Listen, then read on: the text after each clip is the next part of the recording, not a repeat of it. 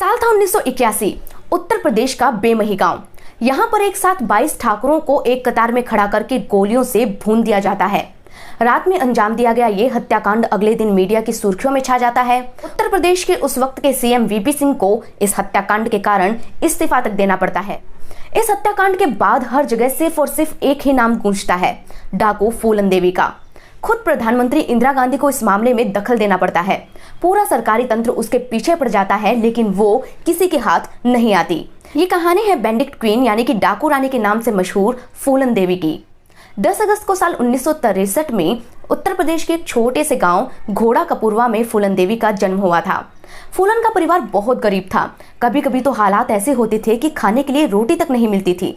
फूलन के परिवार के पास 1 एकड़ जमीन थी, जिस पर पूरा परिवार खेती करके अपना पेट पाला करता था। जब फूलन 11 साल की हुई तो उसके चाचा ने उसकी जमीन पर कब्जा करने की कोशिश की।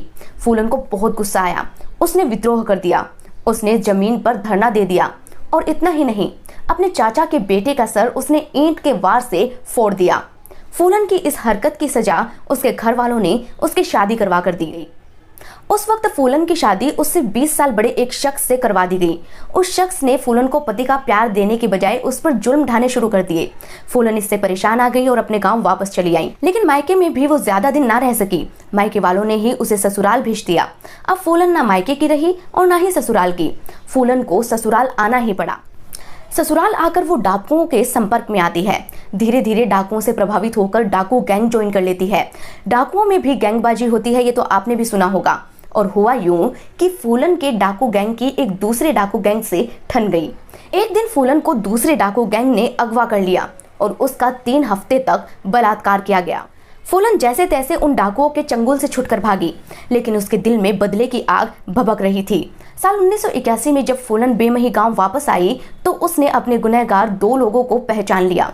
फूलन ने अब बदले की आग बुझाने की ठानी और 14 फरवरी की सर्द रात में अपने डाकू गैंग के साथ उसने बेमही गांव पर हमला बोल दिया। जिन लोगों पर उसे शक था उन 22 लोगों को उसने कतार में खड़ा किया और गोलियों से भून दिया।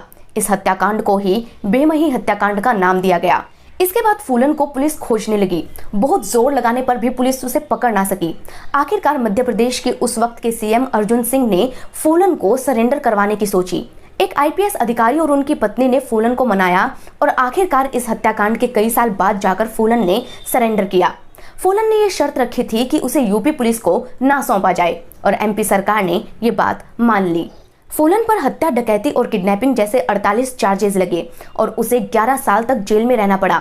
साल 1994 में यूपी के उस वक्त के सीएम मुलायम सिंह यादव ने फूलन को रिहा कर दिया। साल 1996 में फूलन ने मिर्जापुर से समाजवादी पार्टी के टिकट पर चुनाव लड़ा और वो जीत गई। अब फूलन सांसद बन गई थी, लेकिन मीडिया रिपोर्ट्स की माने तो शेर सिंह राणा नाम के एक शख्स ने बेमही हत्याकांड का बदला लेने के लिए साल 2000 में फूलन को गोली मार दी। कहा तो यह भी जाता है कि शेर सिंह ने नहीं, बल्कि फूलन के पति उम्मेद सिंह ने ही उसकी हत्या करवाई थी और शेर सिंह को फंसा दिया था।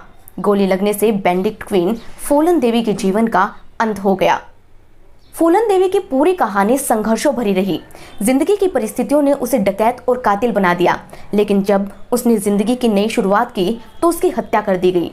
लेकिन बलात्कार, बदला, हत्या और फिर जेल की सजा, इन सब से गुजरकर फूलन देवी एक सांसद बनी थी, जिनके जीवन पर शेखर कपूर ने एक फिल्म बेंडिक्ट क्वीन भी बनाई थी। आज फूलन देवी की डेथ एनिवर्सरी है और इस पर हमने एक खास रिपोर्ट बनाई थी आपके लिए। ये रिपोर्ट आपको कैसे लगी हमें कमेंट सेक्शन में जरूर बताएं और बने रहें हमारे साथ।